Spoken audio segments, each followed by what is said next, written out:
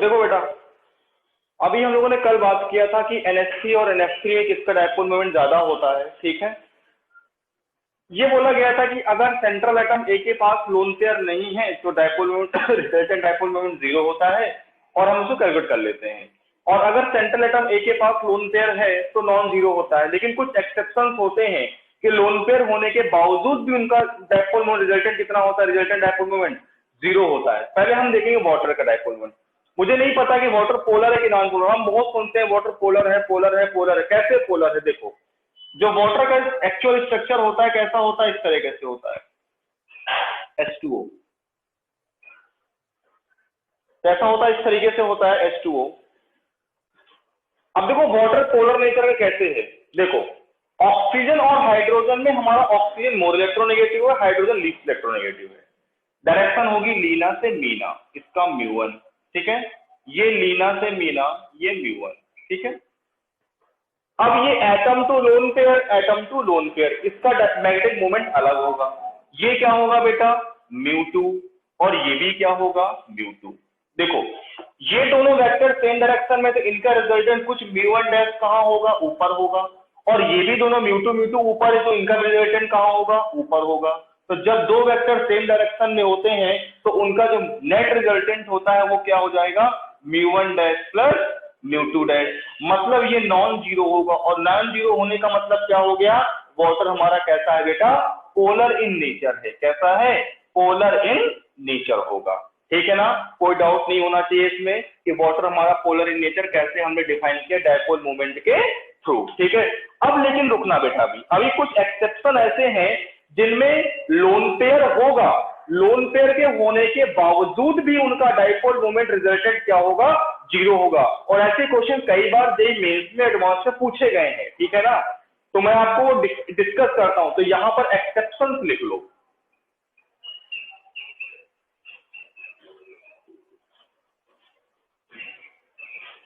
Exception लिख लो, ठीक है ना। सबसे पहला है XeF4, जीनॉन टेट्राफ्लोराइड। सुनना मेरी बात, जीनॉन के वैलेंस में 8 इलेक्ट्रॉन होते हैं, ठीक है। 4 फ्लोरीन ले गया, 4 इलेक्ट्रॉन बचे। 4 इलेक्ट्रॉन का मतलब 2 लोन पेयर होता है, ठीक है। तो भाई स्क्वायर प्लेनर ज्योमेट्री है, 4 सिग्मा 2 लोन पेयर, 6 आया। sp3d2 हाइब्रिडेशन आएगा। इसका शेप कैसा बनेगा? XeF F F F lone pair, lone pair. क्या ऐसे नहीं था हमारा स्क्वायर प्लेनर? यही था हमारा स्क्वायर प्लेनर ज्योमेट्री, sp3d2। देखो आपको पता है जीनॉन और फ्लोरीन में कौन ज्यादा इलेक्ट्रोनेगेटिव होता है? फ्लोरीन। तो लीना से मीना, ये म्यू1, लीना से मीना, ये म्यू1, ठीक है। उसके बाद लीना से मीना, ये म्यू1, और ये लीना से मीना, ये म्यू1। देखो ये कट गए, ये कट गए, ये तो रिजल्टेंट 0 हो गया, ठीक है ना। ये 180 180 में निपट गए, ये 180 180 में निपट गए। अब यहां पर क्या है? ये एटम टू लोन पेयर म्यू2, और ये एटम टू लोन पेयर म्यू2। ये भी म्यू2 म्यू2 अपोजिट डायरेक्शन में, रिजल्टेंट क्या हो गया? 0 हो गया। मतलब लोन पेयर होने के बावजूद भी इनका रिजल्टेंट डायपोल मोमेंट क्या आ गया? 0 आ गया।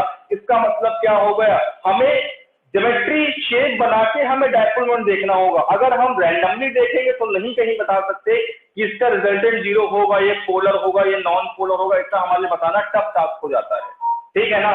अगला देखो KTC है बेटा, XeF4 हो गया। अगला है हमारा XeF2, लीनियर शेप होगा, मैंने बताया था लीनियर। XeF2, जीनॉन के पास वैलेंस में 8 इलेक्ट्रॉन होते हैं, 2 फ्लोरीन ले गए, 6 बचे। 6 का मतलब 3 lone pair, 2 sigma 3 lone pair, Ab2L3, ठीक है। लीनियर ज्योमेट्री होती है। क्या होती है? लीनियर ज्योमेट्री होती है। हाँ देखो XeF2 जीनॉन लीनियर शेप होगा। मैंने बताया था कि 2 लीनियर होते हैं, एक हमारा sp वाला लीनियर होता है और इसमें एक लीनियर होता है, ठीक है ना। ये देखो, ठीक है। क्या होगा? लीना से मीना, लीना से मीना, ये म्यू1 और ये म्यू1। जीरो हो गए, ठीक है, resultant zero. Atom two lone pair ये μ2, एटम टू लोन पेयर ये μ2, एटम टू लोन पेयर ये μ2। जब दो वेक्टर आपस में 120 पर होते हैं तो इनका रिजल्टेंट क्या आता है? हाँ बेटा एक्सेप्शन है, क्या आता है बेटा? मैग्नीट्यूड के बराबर होता है। तो इधर भी इसका इन दोनों का रिजल्टेंट कहाँ होगा? इस साइड होगा μ2 और ये μ2 अपोजिट डायरेक्शन में, रिजल्टेंट टोटल कितना आ गया? जीरो आ गया, ठीक है ना। ये मैं वो बता रहा हूं जिनके पास लोन पेयर होने के बावजूद भी इनका रिजल्टेंट क्या होता है? जीरो होता है, ठीक है ना। आगे देखो बेटा, डाइपोल मोमेंट का फॉर्मूला होता है बेटा, डाइपोल मोमेंट का फॉर्मूला होता है, अबे देखो डाइपोल मोमेंट का फॉर्मूला होता है mu is equal to q into d, ठीक है। और इसकी जो यूनिट होती है वो क्या होती है? D by DEB YE, D से डिनोट करते हैं, ठीक है। देखो चार्ज की दो यूनिट होती हैं, चार्ज की कूलम भी होती है और ESU भी होती है, इलेक्ट्रोस्टैटिक यूनिट, ठीक है। अगर चार्ज को हम कूलम में लिखते हैं तो क्या इसकी वैल्यू होती है? 1.6 इंटू 10 की पावर माइनस का 19 कूलम, ठीक है। और अगर ESU में बोलते हैं तो होता है 4.8 इंटू 10 की पावर माइनस का 10 ESU, ठीक है। एक चीज याद रखना, अगर हमें डिवाइड लाना है तो 1 डिवाइड इज इक्वल टू होता है 10 की पावर माइनस 18 ESU सेंटीमीटर। क्या होता है? 1 डिवाइड इक्वल टू होता है 10 की पावर माइनस 18 ESU सेंटीमीटर। कहने का मतलब है अगर कहीं तुमको 10 की पावर माइनस 18 और ESU सेंटीमीटर लिखा दिख जाए, उसको हम क्या लिख सकते हैं? सीधे सीधे 1 डिवाइड लिख सकते हैं, ठीक है। अभी आप नोट नहीं करेंगे, आप क्वेश्चन लिखेंगे, पहले आप लिखो calculate the dipole moment of calculate the dipole moment of calculate the dipole moment of HCl molecule calculate the dipole moment of HCl molecule if bond length of HCl if bond length of HCl D की value interionic distance HCl is 1.275 angstrom 1.275 angstrom. एक चीज याद रखना कि 1 angstrom में 10 की power minus का 8 centimetre होता है। क्या होता है? 1 एंगस्ट्रॉन इज इक्वल टू 10 की पावर माइनस का 8, ठीक है। अब देखो हमको निकालना है म्यू की value, mu is equal to charge की वैल्यू क्या रखेंगे हम लोग? 4.8 इंटू 10 की पावर माइनस का 10 ESU into distance, sorry D क्या, बॉन्ड लेंथ क्या रखेंगे? 1.275 इंटू 10 की पावर माइनस का 8, ठीक है। ये सेंटीमीटर में रख दिया हमने। तो देखो ये 10 की पावर माइनस 10 की पावर माइनस 8, 10 की पावर माइनस 18 हो गए, और ये ESU सेंटीमीटर, इसको हम सीधे सीधे क्या लिख सकते हैं? डी बाई लिख सकते हैं। मतलब क्या बचेगा? 4.8 इंटू 1.275 डी लिख सकते हैं इसको, ठीक है। और इसका जब कैलकुलेट करोगे इसको, तो इसको कैलकुलेट करने के बाद जो वैल्यू आएगी कितनी आएगी? जरा आप कैलकुलेट करके निकालो कितनी आ रही है। इससे आप कैलकुलेट करके निकालोगे तो डायरेक्ट आएगा 4.8 इंटू 1.275, मैं बता रहा हूं आपको, ये आएगा 4.8 इंटू 1.275 6.12 डिवाइड, कितना आएगा? 6.12 डिवाइड। आपने क्या किया? ये जो 10 की पावर माइनस 18 और ESU सेंटीमीटर को आपने क्या लिख लिया? 1 डिवाइड लिख दिया, देखो डी लिख दिया आपने, ठीक है। इसकी यूनिट क्या हो गई? तो आपका किसमें आ गया? 6.12 डिवाइड आ गया। ऐसे क्वेश्चंस आपसे पूछे जाते हैं जेईई में इस तरीके से, क्या? तो आप इसको नोट कर लो अच्छे से। अब हमें पता करना है कि किसी भी मॉलिक्यूल में आयनिक कैरेक्टर कितना है, उसके अंदर परसेंटेज आयनिक कैरेक्टर कितना है। तो इसका फॉर्मूला होता है, डालो heading, percentage ionic character in compound, percentage ionic character, percentage ionic character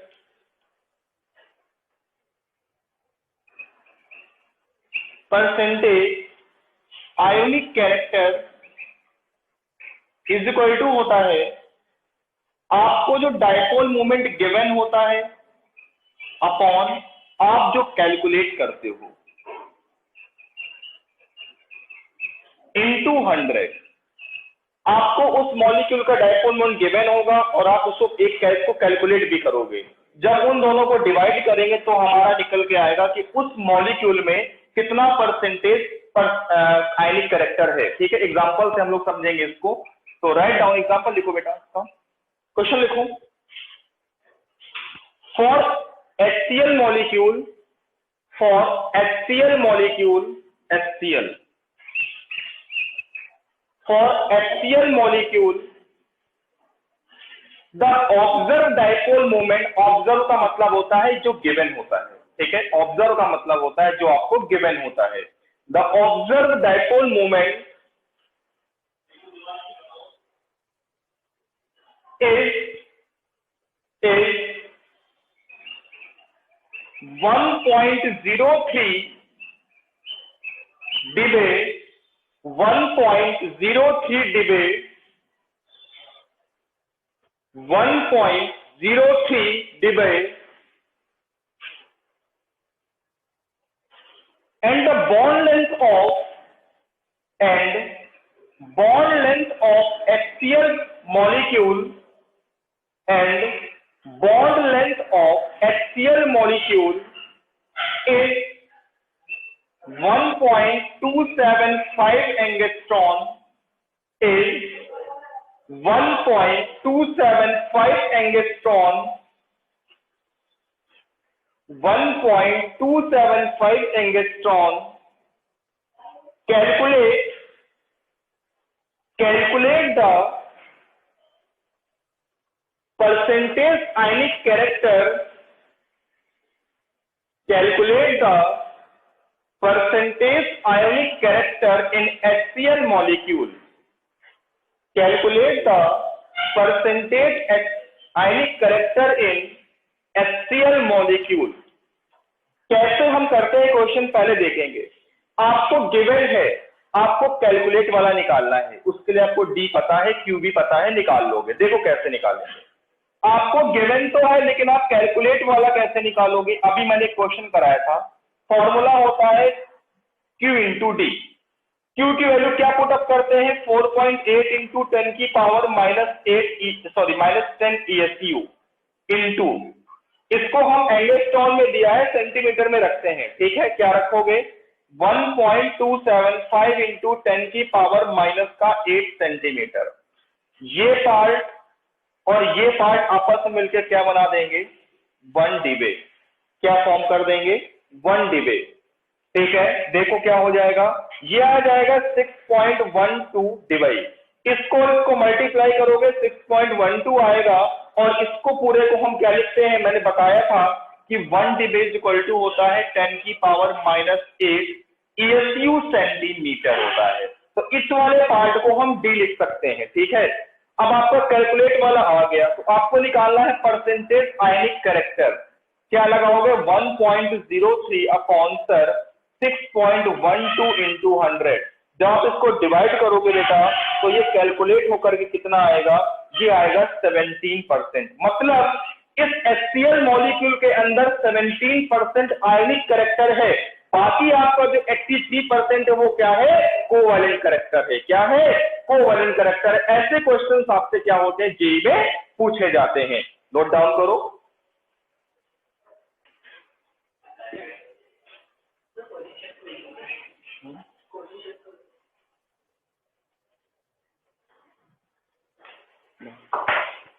heading डालो, डाइपोल मूवमेंट इन, हेडिंग पड़ेगी dipole movement in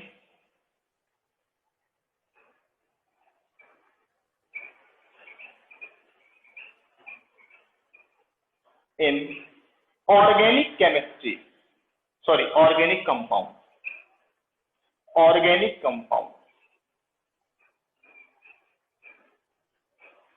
dipole movement in organic compound. देखो, अगर कोई कार्बन हमारा sp हाइब्रिडाइज्ड है, अगर कोई कार्बन sp हाइब्रिडाइज्ड है, दूसरा कोई sp2 है, और अगर कोई कार्बन sp3 है, तो इन सब में सबसे ज्यादा इलेक्ट्रोनेगेटिव कौन होता है, sp हाइब्रिडाइज्ड कार्बन। उससे कम sp2, सबसे कम sp3। किसका ऑर्डर होता है, इलेक्ट्रोनेगेटिविटी का ऑर्डर होता है। मतलब अगर हम कार्बन की इलेक्ट्रोनेगेटिविटी देखेंगे तो अगर कोई एक कार्बन sp हाइब्रिडाइज, दूसरा sp2, तीसरा sp3 है, तो उसमें sp हाइब्रिडाइज कार्बन की क्या होती है, इलेक्ट्रोनेगेटिविटी ज्यादा होती है, वो हमारा क्या होता है, मीना होता है। अब एक मिनट रुकना बेटा, रुकना। जैसे एग्जांपल देखो, CH3 CH double bond C CH3H। आपको बताना है कंपाउंड पोलर होगा कि नॉन पोलर होगा, ठीक है। देखो बेटा, ये कार्बन हमारा कैसा है, 1 सिग्मा, 2 सिग्मा, 3 सिग्मा। 3 सिग्मा का मतलब होता है sp2, और ये वाला भी कार्बन कैसा है, sp2। 3 सिग्मा ये है, 4 सिग्मा चौथा ये, तो ये क्या हो जाएगा बेटा, sp3, और ये भी क्या हो जाएगा, sp3। और हाइड्रोजन तो उसका निकालते नहीं हाइब्रिडेशन, तो वो सिंपल लीच होता है। तो बेटा क्या होगा इसका, देखो लीना से मीना, ये लीना और ये मीना, ये sp3 sp2 है, तो sp2 की इलेक्ट्रोनेगेटिविटी ज्यादा होती है, तो यहाँ पर ये मीना है, ये लीना है, तो क्या होगा बेटा, लीना से मीना μ1, इधर ये लीना से मीना ये μ1 हो जाएगा, ठीक है ना। फिर ये दोनों μ1 नीचे की ओर आएगा रिजल्टेंट इनका, ठीक है। इनका रिजल्टेंट कहाँ होगा, नीचे होगा कुछ, तो रिजल्टेंट मान लो μ1 डैश नीचे है इनका रिजल्टेंट। अब लीना से मीना, हाइड्रोजन और कार्बन में कौन ज्यादा इलेक्ट्रोनेगेटिव होता है, कार्बन। ये लीना से मीना μ2, और ये लीना से मीना μ2। इन दोनों का रिजल्टेंट कुछ ऊपर होगा, मान लिया μ2 डैश होगा, तो रिजल्टेंट कितना आएगा, टोटल मॉड ऑफ सब्ट्रैक्ट होगा, क्योंकि दो वेक्टर अपोजिट डायरेक्शन में होते हैं तो क्या हो जाते हैं, सब्ट्रैक्ट हो जाते हैं। मॉड क्यों लगाया, क्योंकि हमें नहीं पता ये कम कौन है ज्यादा कौन है, ठीक है ना। तो क्या हो गया, इसका निकल के आएगा μ1 डैश माइनस μ2 डैश। अभी रुको 1 मिनट, अभी रुकना बेटा, बहुत प्यार से समझना, बहुत आराम से, बहुत अच्छे तरीके से आपको समझाऊंगा इस चीज को, है ना। देखो बेटा यहाँ पर होगा क्या, सेम कंडीशन है, देखो लीना से मीना ये μ1 हो गया, ये इधर लीना से मीना हो गया, ये μ1। दो सेम वेक्टर में कोई डायरेक्शन में, इनका रिजल्टेंट क्या हो गया, 0 हो गया, ठीक है। अब यहाँ पर ये लीना से मीना होगा μ2, और ये लीना से मीना होगा μ2। अब इनका भी रिजल्टेंट क्या हो गया, 0, क्योंकि इनका सेम वेक्टर कोई डायरेक्शन में है, तो ऑल ओवर रिजल्टेंट क्या हो गया बेटा, इसका 0 हो गया। क्या हो गया, ऑल ओवर 0 हो गया। तो ये कंपाउंड कैसा होगा बेटा, नॉन पोलर होगा, और ये कैसा कंपाउंड होगा, पोलर कंपाउंड होगा। इसकी बात क्लियर है कि नहीं क्लियर है, बोलो हाँ।